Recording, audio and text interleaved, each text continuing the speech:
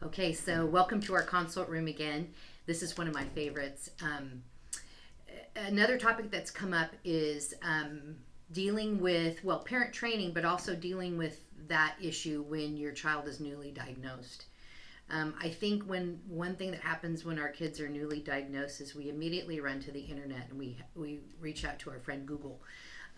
That has some advantages and it has some disadvantages. There's lots of information out there, but not all the information is accurate. So you need a filter to help you out with that.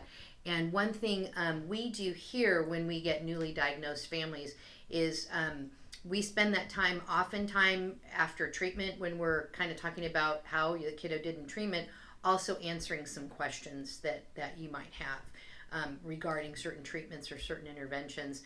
I know for me, I've pursued multiple interventions with my own boys, and I did a lot of research. And in my research, there's some things I did that I thought were great and had great benefit, and there's other things that I don't think had great benefit.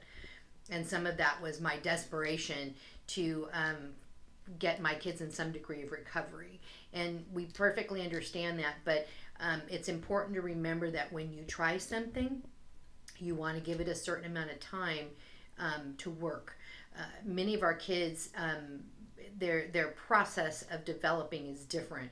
So I always say give something 3 to 6 months for an overall perspective on whether that's going to work for you.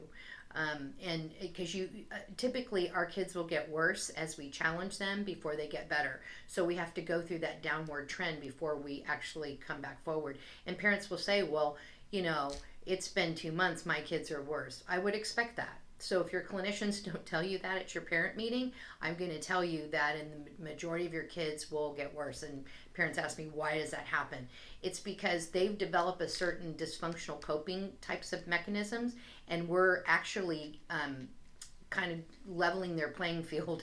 And so we're working with their nervous system and taking all those things down. Well, whenever you do that, that's going to produce crisis, and then we want to rebuild on a foundation that we think is good.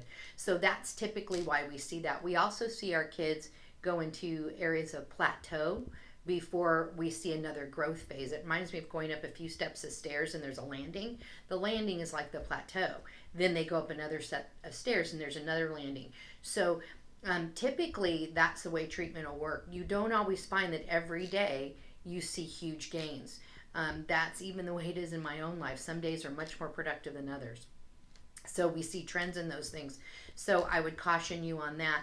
Talk to your clinicians though and ask them about your concerns or things you're needing.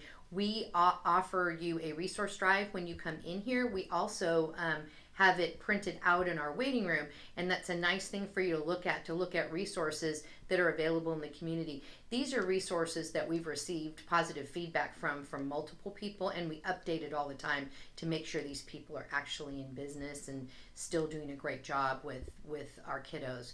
So those are some of the things I look at. I wouldn't rush into, if you're a new client here, you're not going to get a home program within the first month, because we're still working on that process of breaking down those dysfunctional patterns and rebuilding.